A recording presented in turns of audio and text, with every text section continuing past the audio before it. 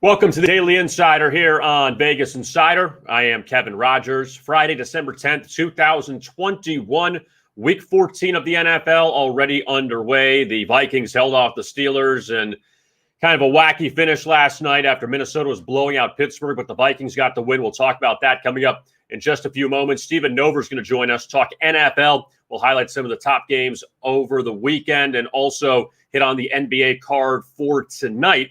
And before we get to Stephen, I want to tell you about BetMGM. We tell you about them all the time. They are the king of sports books.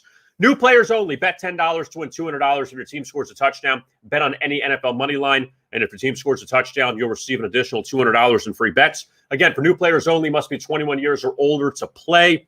Legal in the following states: Arizona, New Jersey, Indiana, Colorado, Tennessee, West Virginia, Iowa, Virginia, Michigan, Pennsylvania, and Washington, D.C. only. Full terms and conditions apply. That is BetMGM. They are the king of sports books. All right, let's bring on Stephen Nover, who has had an excellent NFL season so far. 61-48 on Vegas Insider, plus 745 in the units. And also he's tops in totals on Vegas Insider in the NFL. So he's having a great season there. Stephen, good to talk to you again. How are you? Hey, Kevin. How you doing? Did you have the Vikings last night? You know what? I had Minnesota. And cruising along, I thought after Dalvin Cook had that touchdown, I'm like, all right, shut the game off, see what else is on. And then I look at my phone, and all of a sudden the Steelers get a few touchdowns. I'm like, hold on, let's not start this, Vikings. I really believe they are the NFC version of the Chargers. Them and the Chargers are the same teams because they always pull this stuff. But luckily, Minnesota covered. What were your thoughts on that game last night? I had Minnesota too, Kevin, and I have to admit, like you, I was thinking, well, hey, finally an easy one here. But no, they're the Vikings. You know, they're not going to make it easy. And, of course, they didn't. I've lost a lot of respect for Mike Zimmer this year. I know that if they would have won some of these close ones, their record would be much better. But I consider this guy a defensive guru. He had a great spread record. But to me, he's lost a lot of credibility this year. That defense, you can't keep using injuries as excuses. He had some guys back. Eric Kendricks, who I consider their best defensive player, he was back. Anthony Barr was back. They both had big games, and yet they allow the Steelers to just come back like that, you know, to the credit of the Steelers, but with a, you know, washed-up Ben Roethlisberger. Never should have happened. And why wasn't Zimmer calling timeouts on defense there at the end? His defense is obviously gassed. And to Ben's credit, he threw that pass right in there to the tight end. It was a perfect pass. If the guy can just clutch it, you know, he knows he's going to get hit. I was surprised he dropped it. And when he couldn't, well, I shouldn't say dropped it. More accurate, he couldn't hang on to it. But Kevin, when he couldn't hang on to it, I go, finally, I win one of these ones. You know, I was fully expecting Pittsburgh to score, miss the two-pointer. Vikings, yep, you know, win but don't cover. Oh, I was waiting for that too, Stephen. I was waiting for the touchdown catch. Then you're begging for the Steelers to get the 2 to go to overtime, maybe have another shot. They would miss the 2 and then lose 36-34, and then the Steeler backers, oh, we were right the whole time. We knew it. I agree with you on one thing, that I got to give Pittsburgh credit. You saw Ben was annoyed most of the night. He was yelling at Tomlin. He was yelling at his teammates, but they still came back. They still hung around. Not that that means anything. You still lost the game. But I got to give Pittsburgh that at least they didn't just fold up and die when they were down 29-0. I got to do a quick vent on Chase Claypool. Is this guy, his excessive hot dogging is only exceeded by his excessive stupidity. I mean, the Steelers could have gotten another play possibly if this guy isn't like doing his first down dance and, you know, showing his signal and all that. And that was just ridiculous. So I'm an old school guy. Can't stand that, especially, you know, in 2-minute situations like that where you've got to stay cool, calm, collect, and use your brain. Yeah, it was a pretty silly play. And look, they could have had a few more seconds. And I think, too, on that play, Stephen, the center got into it with him, or one of the offensive linemen. He's like yelling at him. And it's like, you got to know what's going on here, that you have no timeouts left. You cannot waste time doing what you're doing. So, you know, it's just anyway. But the Vikings, thankfully, got the win, got the cover. So we move on to Sunday. Okay, let's look at Sunday's card. Saints and the Jets. We're going to start with this one. And I'm still trying to figure out when New Orleans, Stephen, is going to get back on track. And right here, Kevin. But look, so Taysom Hill, I'm assuming, is going to start here. He did not look good against Dallas. I get this is a major downgrade going from the Cowboys to the Jets. After the Jets played all right in the first half against the Eagles and didn't do much in the second half, you think this is a bounce back here for the Saints? They get this one? Definitely. They're stepping way down in class. And Taysom Hill, well, he's never the most accurate quarterback to start with, but he's a gutty guy. He gives them that running dimension, and they get Kamara back. Kamara's just huge, and they're getting their defense is real tough. Out of the Jets' 4 quarterbacks, Zach Wilson's the worst one. And they're going to go with Zach Wilson here. He's missing his 2 top running backs, his top wide receiver. The Jets have nothing on offense. Their defense is gassed. They've lost the few good defensive players they had. They're injured. They're all out for the year. And I think it's a get-right spot here for the Saints. And you know what, too, with Alvin Kamara, that you just see what kind of weapon he is, Steve, and that the last few weeks, New Orleans just hasn't been able to generate anything offensively. And just having him out of the backfield, you throw the short passes to him, too. He's great catching the ball in the backfield. Just having him, even with a guy like Taysom Hill, is going to be a big boost for the Saints offense.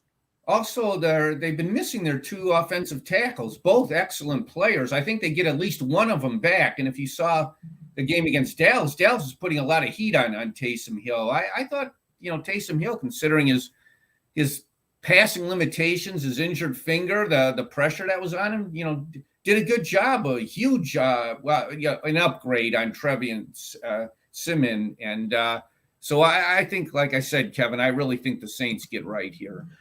All right, so you mentioned that game against the Cowboys. Let's transition to that now, Stephen.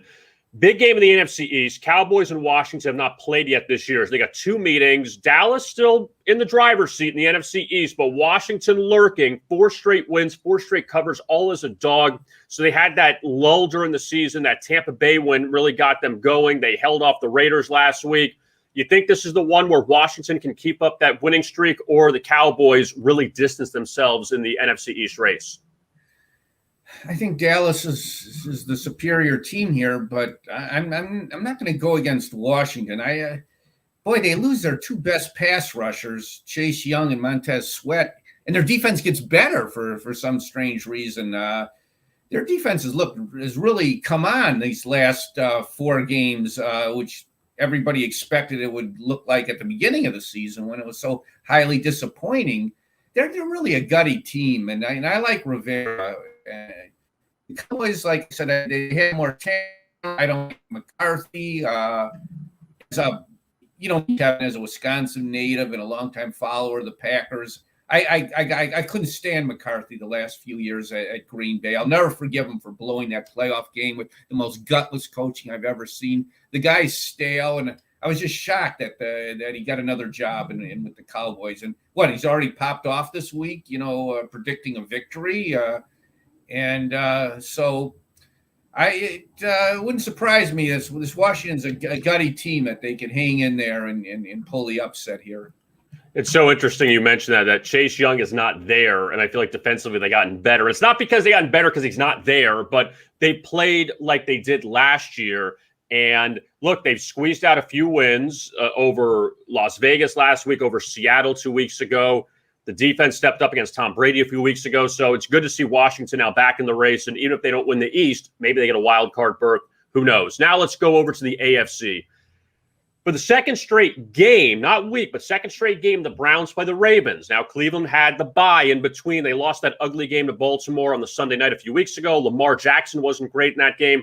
Ravens offense, Stephen, has really gone nowhere over the last few weeks. But what do you think here with Baltimore as a short dog at Cleveland?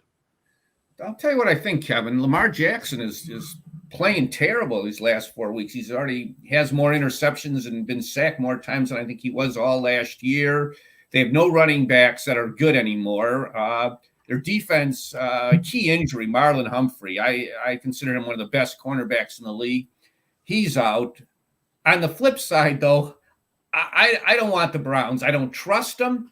Anytime you think you can get behind the Browns, they let you down. I'm not a Baker Mayfield fan, and it wouldn't shock me if the Ravens hung around here and then Lamar Jackson made a big play at the end to pull this game out. And we know what happened last year, Stephen, when Baltimore went to Cleveland. You had that crazy Monday night game, and Lamar was great in that one. And what's funny is Lamar's had really good numbers against Cleveland in his career before that game 2 weeks ago, but they did enough to win that game. And now we'll see what the Ravens do going on the road. Now, one of the key late games on Sunday, the Bills and the Buccaneers. And Tom Brady's had a lot of success against Buffalo in his career. We know he's had success against basically everybody, but against Buffalo, he's had that. And the Bills coming off this loss to New England last Monday with all the wind. Patriots threw 3 passes. And Buffalo now, it's not about we're not going to win the East. We may not make the playoffs unless we get things going. Buffalo, a rare underdog. What do you think about this matchup? Tampa Bay undefeated at home, laying points. I think we're going to see a lot of points here, as the total indicates. Complete opposite of what we saw on Monday night. I had a 30-1 ticket, Kevin, on Sean McDermott to be coach of the year. And after that performance against New England, we're just totally outcoached and outsight by Belichick. I ripped up the ticket. And I like Dave Dobble, their offensive coordinator. I don't like the way McDermott handled himself after the game. It didn't speak much for him. And I think the Bills' defense, their defensive numbers are good, but they're skewed. They played some weak to mediocre quarterbacks. Now they're going against Brady, who statistically is the best. He's got the most touchdown passes. He's got the most passing yards. He's just having a vintage season. He's just unbelievable. He's got a lot of receiving weapons. And now Buffalo doesn't have White, their best cornerback. There's a huge drop between White and the second stringer. Brady's going to light up this defense. On the other hand, though, I think Buffalo can put up their share of points. Attacking Tampa Bay's secondary isn't that good, and Buffalo doesn't even try to run the ball, which is Tampa Bay's strength, is their run defense. You're going to see a lot of passing. Josh Allen hasn't played as well as he did last year, but I think Allen could perform well here. So I'm looking for a lot of points here, Kevin.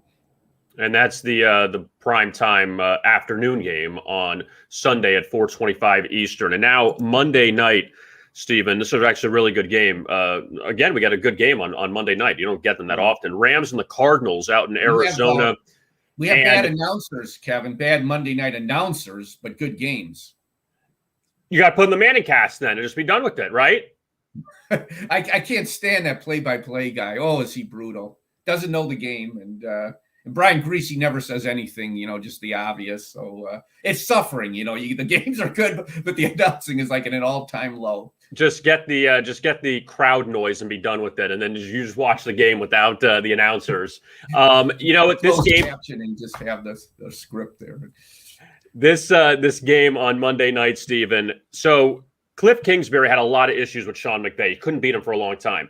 Finally got over the hump when they played earlier this year in LA. Arizona, they beat them badly. I mean, Arizona controlled that game against LA. Now you get the Rams as a dog. You don't get them that often in that situation. Also, I think for LA, Stephen, after the 3-game skid, beating Jacksonville is a good thing. Just get back on track somehow. It doesn't mean they're a Super Bowl contender again because they won, but at least you get some confidence. Arizona back at home. Kyler played last week against Chicago. Not great numbers, but he did what he had to do. What do you think about this game with the Cardinals and the Rams on Monday night? Still looking at it being the Monday night game. Cardinals have done really practically everything you've asked of them, and Kyler and Hopkins got a lot of rest in, but hard to go against McVay and the Rams as an underdog. I think they'd beaten the Cardinals something like 8 in a row until the first meeting this year, where that was a huge confidence boost for the Cardinals. But it's about time that Odell and Von Miller start to make an impact for the Rams. They've been on the team the last few weeks, and they're starting to get acclimated. And this is where also Aaron Donald could come up big for the Rams. I mean, Rams have put their money into certain players, superstar players, and guys like Donald and Jalen Ramsey. They really, this is where they're going to earn those big bucks and really step up. And so I'd have to really look at the Rams at this point. Yeah, I agree with you on that one. I actually like the Rams too, just because you're getting them as a rare dog. And I got to believe after they lost to Arizona earlier this year that, and again, coming off the Jacksonville win, where now you're not off a losing streak, where maybe now this kind of gets them going in the right direction. Before I let you go, I'm just going to throw one NBA game at you for tonight, just because. All right, so who would have thought that the hottest team in basketball going into this Bucks-Rockets game is the Houston Rockets, winning 7 straight? Not me, Kevin. I'm involved with one NBA game today. It's not that one. Lean maybe to the Bucks because I don't believe the Rockets, but why lay a huge number like that on a team that's hot? So I found in my opinion, a better NBA play to go than that one. Yeah, this team was 1-16, and all of a sudden they're now 8-16. They're not a playoff team, but it's just funny how all of a sudden they've strung together all these wins. But also Milwaukee has played well too. I know they lost to Miami a few nights ago, and the Heat were beat up, but still, it should be a pretty interesting game because the Rockets just beat the Nets 2 nights ago. Stephen Nover, you can find his selections on Vegas Insider for the NFL. He's 4th right now in units, also number 1 in totals, also doing very well in the NBA, and you can check out his NBA picks for tonight. Stephen, thank you so much for joining us, and we'll talk to you again soon. Okay, thanks, Kevin. Good talking to you. Always enjoy it. All right, you too. And Stephen Nover right there, one of the best handicappers on Vegas Insider. He's been around a long time, and he's had a really good season in the NFL and also totals number 1. So you can check that out as well this weekend, as well as his sides. All right, WynnBET. Say about WynnBET. You know all about them. iOS or Android, that's where you download the WynnBET mobile sportsbook app. When you download the WynnBET mobile sportsbook in your new patron, you can get a $1,000 risk-free first bet with a free or with a $20 minimum first deposit and an eligible sports bet when you use the promo code VI bonus. That means if you lose your first wager, you get it back up to $1,000 as a free bet credit that you can use for another bet. The WynnBET promo code will expire soon, so make sure to grab it while you can. Again, that is legal in the following states: Colorado, Indiana, Michigan, New Jersey, Tennessee, Virginia, and Arizona. And also, you must be 21 years or older to bet. That is WynnBET. All right, let's go over some NBA now. And actually, before we get to the NBA, not sure if you caught this or not, but college basketball last night, that crazy finish in the Purdue-Rutgers game. Rutgers hits that 3-pointer at the end. Ron Harper Jr. That's right, Ron Harper Jr., son of Ron Harper, former Cabin Bull. And Rutgers beats Purdue last night, number 1 team in the country. I feel like we're getting this last few years of December, team gets to be number 1, and then they end up losing right after they are number 1. And we saw it with Duke losing to Ohio State. Gonzaga, they were number 1 for a while. They lost to Duke. But Purdue got to number 1 because all these other teams lost, and now they'll be knocked out. But really a good win for Rutgers, probably the best one they've ever had in their history of their basketball program. But they beat Purdue on a buzzer beater. Also, another note from college basketball before we get to the NBA. Iowa State, who was the worst team in the Big 12 last year, had 2 wins the entire season. They're undefeated, and they beat their state rival Iowa last night pretty handily. But Iowa State is undefeated, and they got some good wins in the resume. Possible team to watch out for in the Big 12. I know it's Kansas and Texas, the teams to keep an eye out for in that conference. But when you look at Iowa State, playing a little better right now, and they got the coach from UNLV, and they are one of the big surprises so far in college basketball. All right, NBA, and a loaded Friday card. I'll be honest with you, even though I'm going to go over the games, I don't love a lot of the games tonight. I just don't like the situations, and you got a lot of short lines. All right, let's start with the Kings and the Hornets in Charlotte. Last time these teams played in Sacramento, the Kings lit up the Hornets, 140-110. So you got to believe Charlotte is not forgetting that, because Charlotte had won the previous 5 matchups between these two, got a sweep last year, both high-scoring games. This one, Sacramento drops 140 on them back in early November. And the Kings, all of a sudden, they've won 3 straight. They scored 142 in Orlando 2 nights ago. And they face a Hornets team that's covered 4 straight, and they've covered the last 3 without LaMelo Ball and Terry Rozier in the lineup, still out with the COVID protocols. But Charlotte's been covering games, even though they're off back-to-back home losses to Philadelphia. And Sacramento playing well. And the Kings, this road trip at Charlotte, at Cleveland, at Toronto, it's not nuts to think that they could win all three. It really isn't. I mean, 2 of 3 is probably successful, but not crazy to think they could win all three. The Mavs and the Pacers tonight, the Rick Carlisle Bowl, I guess, but Rick Carlisle is not coaching. He's in the COVID protocol. So the Pacers at 11-16, they've won 2 in a row, beating the Wizards and Knicks at home. Before that, they had dropped 4 straight, so the Pacers getting back a little bit. Lloyd Pierce, the former Hawks coach, he's going to be the interim coach for the Pacers while Carlisle is sidelined in a sense. Dallas has hit the under in 4 straight. They snapped a 3-game skid by beating Memphis 104-96 last night, and they also snapped a 3-game streak of less than 100 points for Dallas. So they finally got their offense back going. And these teams meeting up in Indiana tonight. Last year, road team won both the 2 meetings between them. Nets and the Hawks in Atlanta. And Kevin Durant did not play against Houston a few nights ago. He should play tonight. Brooklyn, 4 straight unders for them, coming off the loss to the red-hot Houston Rockets. Atlanta snapped a 2-game slide by beating Minnesota back earlier this week, 121-110. Atlanta's lost 3 straight home games. Charlotte, Philly, New York. Just putting that out there. And also earlier this year, the Nets did beat the Hawks at Barclays Center 117-108. The Knicks and the Raptors in Toronto.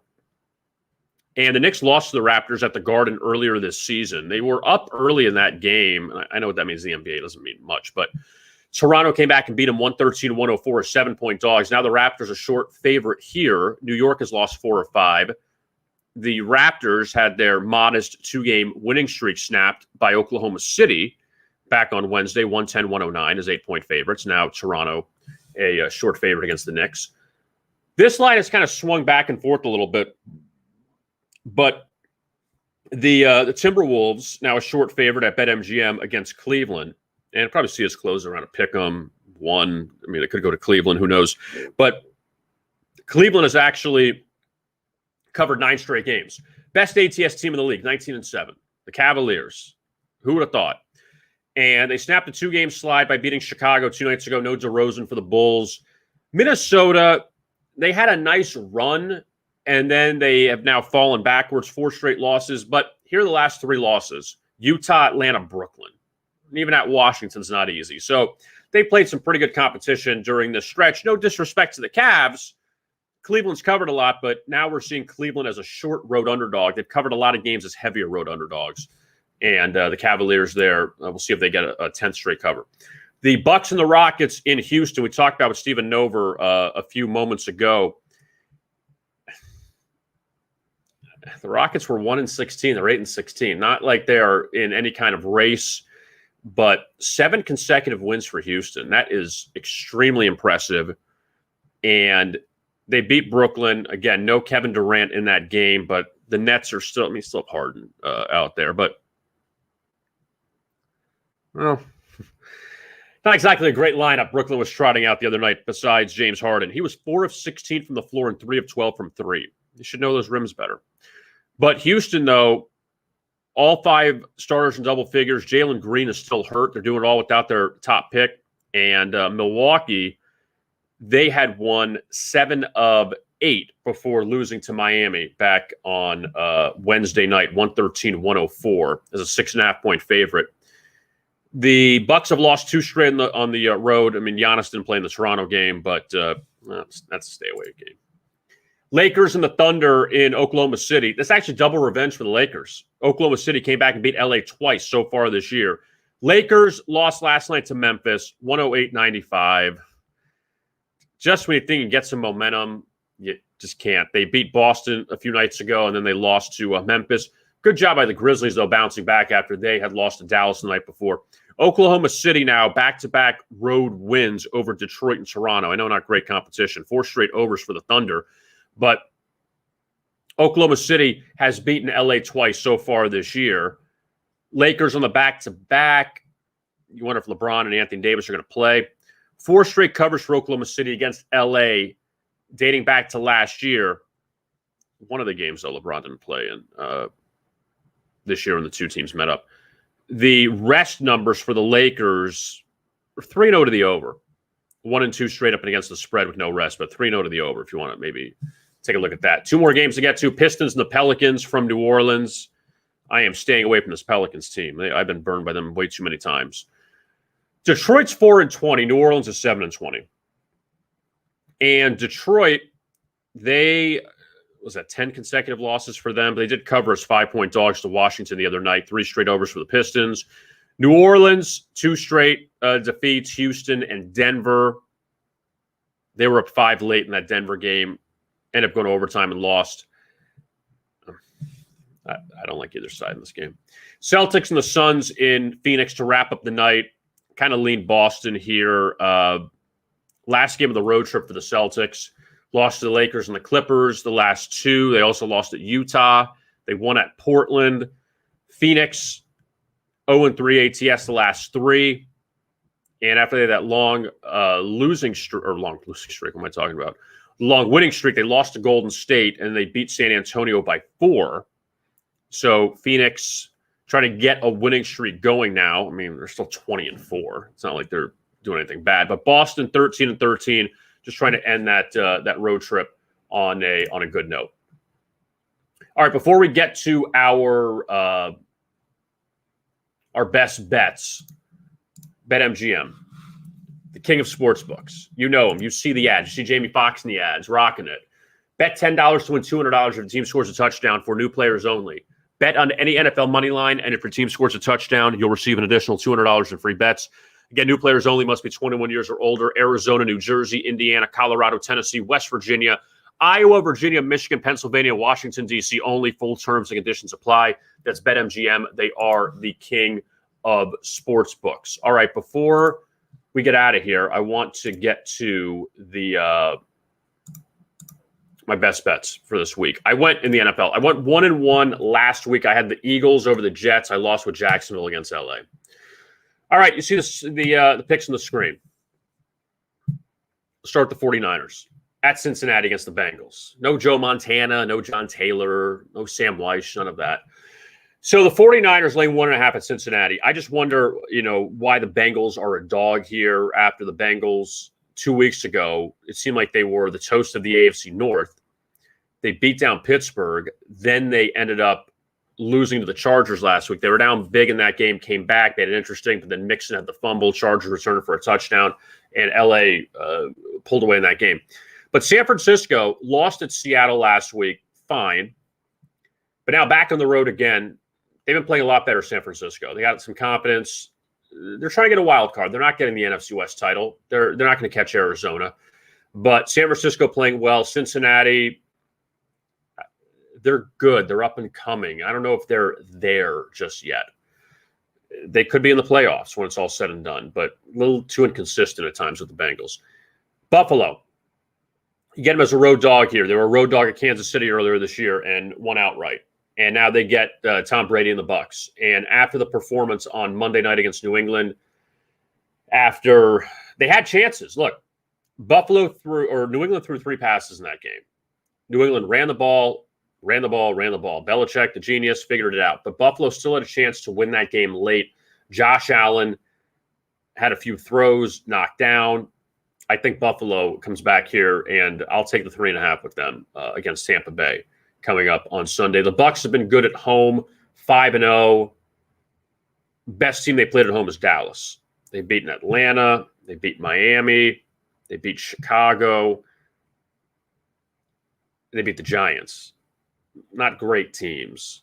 And Dallas, we didn't really know what they were earlier in the season. We thought maybe they would be a 9-8 team. They're obviously better than that. But Buffalo is much better than the teams that Tampa Bay has played so far at home this year.